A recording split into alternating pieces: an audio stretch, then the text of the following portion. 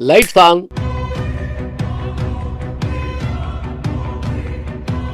வணக்கம். திங்கக்கிழமை பிறந்த உடனேயே நமக்கு ஒரு மகிழ்ச்சி ஏற்படுது. என்ன அப்படின்னா, இந்த வாரத்தை நம்ம எவ்வளவு உற்சாகமாக தொடங்க போகிறோம். இன்னைக்கு எந்திரிச்சிருக்கிறோம், இன்னைக்கு நல்லா இருக்குது. இதே மாதிரியே இந்த நாளும், இந்த வாரமும், இந்த மாதம், ஏன் நம்முடைய வாழ்க்கை முழுவதும் நல்லா இருக்கணும், உலகமும் நல்லா இருக்கணும் அப்படின்னு நாம் வேண்டிக்கிட்டு தான் ஒரு நாளை தொடங்குவோம். அதில் திங்கக்கிழமையை தொடங்குறப்ப அந்த மாதிரி தான் இருக்கும். இப்படி தொடங்கிட்டா மட்டும் போதுமா அப்படின்னா இல்லைங்க. நாம் எல்லாவற்றிலையும் ஜெயிக்கணும்னா அது கடுமையாக உழைச்சா தான் முடியும். உழைப்பு இல்லாமல் ஒரு உயர்வுங்கிறது எண்ணி பார்க்கவே முடியாது.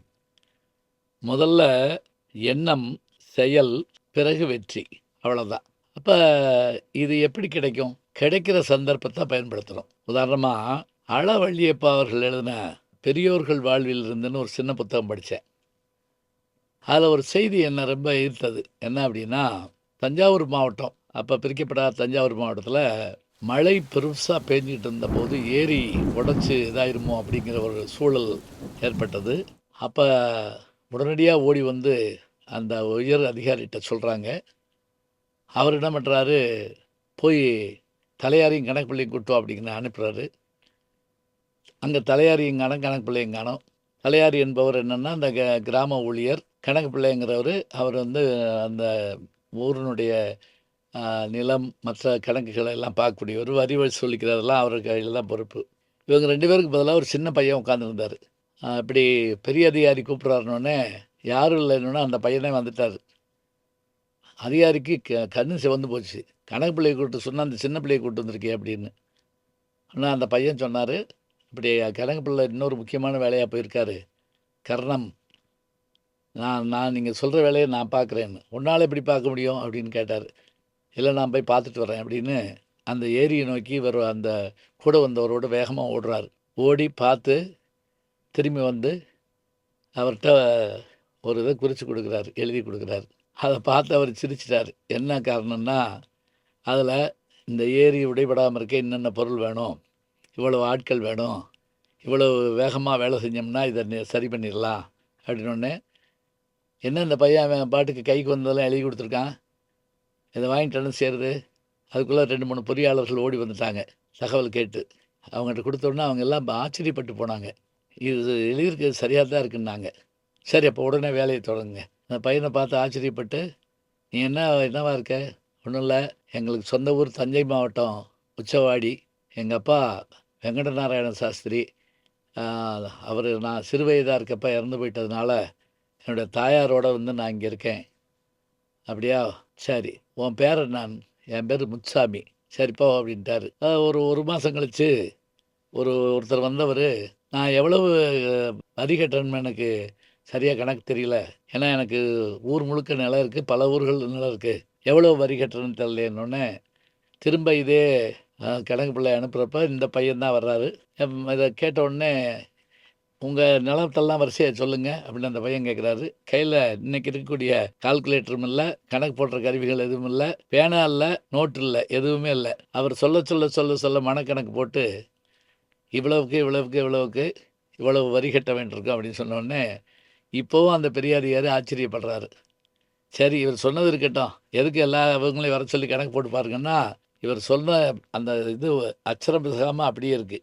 உடனே பாராட்டி, உனக்கு 3 மடங்கு சம்பளம் கூட்டிக்கிட்டு தர்றேன். ஒன்றும் இல்லை, 3 மடங்குன்னா ₹1 மாதத்துக்கு. இப்போ எவ்வளவு? ₹3 சம்பளம். இது நடந்தது எப்போ? இவர் பிறந்த ஆண்டு 1832ன்னா ஒரு 10-15 வயசுக்குள்ளன்னு வச்சுக்கங்களேன். 1847களில் இந்த செய்தி நடக்குது. ₹3 சம்பளம் அவருக்கு உயர்த்தி கொடுக்கப்பட்ட போது, இவர் படிக்கிறதுக்கு வீட்டில் விளக்கு கிடையாது, தெருவிளக்கில் தான் படிக்கிறாரு.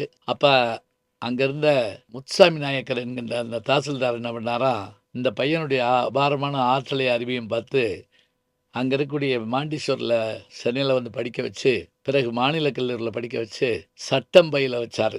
சட்டம் பயின்ற போது இவர் எழுதிய ஒரு கட்டுரைக்காக மாநில அளவில் தேர்வு செய்யப்பட்டு அந்த காலத்திலேயே ₹500 பரிசு பெற்றிருக்கிறார்.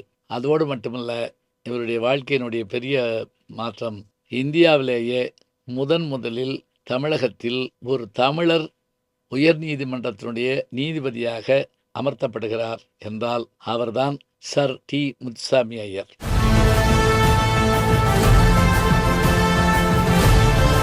சர் பட்டம் ஆங்கிலேய அரசு கொடுத்தது. இந்த நீதிபதியாக இவர் பதவி வகித்த காலம் எப்போது என்று கேட்டால் 1877. 1895 வரைக்கும் 18 ஆண்டு காலம் அவர் அங்கு நீதிபதியாக இருந்தார். அதில் 3 மாத காலம் அந்த உயர்மட்ட நீதிபதி பொறுப்பையும் அவர் ஏற்றுக்கிறார். நான் பலமுறை சென்னை உயர்நீதிமன்றத்துக்கு பொங்கல் விழாவுக்கு பேச போவேன். அப்படி போகிற போதெல்லாம் முதல்ல எங்கே கூட்டிகிட்டு போவாங்கன்னா அந்த நூலகத்துக்கு கூப்பிட்டு போவாங்க. அடுத்து அங்கே இருக்கக்கூடிய முதல் நீதிபதியாக நியமிக்கப்பட்ட சர் டி முத்துசாமி ஐயருடைய அந்த திருவுருவச் சிலையை காட்டுவாங்க. இதில் ஒன்று புரியுதுங்களா? அதாவது வறுமை, தந்தை இல்லாத சூழல், தெருவிளக்கில் படிக்க வேண்டிய நிலை என்று இத்தனை இருந்தாலும் கூட எல்லாவற்றையும் தாண்டி நம் நாட்டை ஆண்ட ஆங்கிலேயர்கள் தவறு செய்தால் கூட அவர்களையும் கூண்டில் ஏற்றி அவர்களுக்கு தண்டனையோ விடுதலையோ தருகின்ற இடத்திலே நீதிபதியாக அமர்கிற அந்த வாய்ப்பை ஒரு மனிதர் பெற்றிருக்கிறார் என்றால் எத்தனை பெரிய விஷயம்.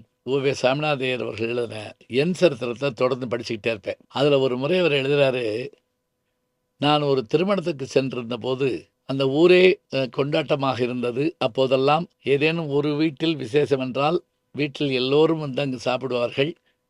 அந்த வீதி முழுவதும் பந்தல் போடப்பட்டிருந்தது. பெரிய பிரமுகர் வரப்போகிறார் என்ற செய்தி சொல்லி கொண்டிருந்தார்கள். அதே போல் ஒரு பெரிய மிகப்பெரிய கார் ஒன்று வந்து நின்றது. அதிலிருந்து இறங்கியவர் அங்கிருந்தவர்களை பார்த்து வணங்கினார். ஒரு வயதான மூதாட்டி, முத்துசாமி நல்லா இருக்கியான்னு கேட்டவுடனே அருகில் வந்து அந்த மூதாட்டியினுடைய கையை பிடித்து கொண்டு நல்லா இருக்கேன் பாட்டி என்று சொன்னார். பிறகு திருமணம் முடிந்த பிறகு எல்லோருடன் பேசி கொண்டிருந்தார். நான் அப்போது அங்கு ஒரு ஓரத்திலே இருந்து அவரை பெருமிதத்தோடு பார்த்து கொண்டிருந்தேன். அவர்தான் முதல் நீதிபதியான சர் டி முத்துசாமி ஐயர் அப்படிங்கிற செய்தியை தன்னுடைய என் சரித்திரத்தில் உவேசா அவர்கள் பதிவு பண்ணுறார். இப்போ நினச்சி பாருங்க, எனக்கு வறுமையினால் கல்வி கிடைக்கவில்லை, வாய்ப்பின்மையால் கிடைக்கவில்லை, என் தந்தை இருந்திருந்தால் படித்திருக்கலாம், எனக்கு யோசனை இருந்திருந்தால் என்று எவ்வளவு சொல்லாலும் அதையெல்லாம் காட்டிலும் ஒரு புத்திசாலித்தனம் இருக்க வேண்டும். அந்த ஏரி உடையாமல் இருக்க என்ன செய்ய வேண்டும் என்று கேட்டபோது யோசனை சொன்ன அந்த பையன், அந்த நிலம் எவ்வளவு வரி போட வேண்டும் நிலங்களுக்கு என்று சொன்னபோது அதை எந்த கூட்டல் கழித்தல் கணக்குகள் இல்லாமல் மனக்கணக்காகவே போட்டு காண்பித்த பையன், அதன் காரணமாக அவருடைய அறிவை வைத்து இந்த பையன் உயர்வாக வருவார் என்று அழைத்து சென்று படிக்க வைத்ததன் காரணமாக முதல் நீதிபதியாக ஒருவர் வந்திருக்கிறார் என்று சொன்னால், அவருடைய சிலை இன்றைக்கும் அங்கே உயர்நீதிமன்றத்திலே இருக்கிறது என்று சொன்னால், இந்த அளவுக்கு உயர்கின்ற மன எழுச்சி இருந்ததால் அவர் சாதித்து காட்டினார். வாய்ப்பிருந்தது சாதித்தார் என்று சொல்வதை காட்டிலும் அவர் உழைத்தார், படித்தார், சிந்தித்தார், செயல்பட்டார். நாமும் இதனை மனதிலே வைத்துக் கொள்ள வேண்டும். சந்தர்ப்பங்கள் நம் வீட்டு கதவை அடிக்கடி தட்டாது. அந்த தட்டுகிற போது நாம் வீட்டுக்குள்ளே இருக்க வேண்டும், அவ்வளவுதான். எனவே நாம் சந்தர்ப்பங்களை பயன்படுத்தி கொண்டு நல்ல உழைப்பால், நல்ல உறுதியான எண்ணங்களால் சாதனைகள் நிகழ்த்தி காட்ட வேண்டும். இந்த வரலாறுகள் எல்லாம் படிக்கிற போது ஒவ்வொரு நாளும் ஒரு புது செய்தி நம்முடைய மனதிலே வந்து பதிகிறது என்று சொன்னால், இவரைப் போல அவரைப் போல அவரைப் போல என்பதைப் போல நம்மைப் போலவும் நாம் வாழ்ந்து பிறருக்கும் ஒரு பாடமாக இருக்க வேண்டும். அதுதான் நம்முடைய வாழ்க்கையினுடைய குறிக்கோளாக இருக்க வேண்டும்.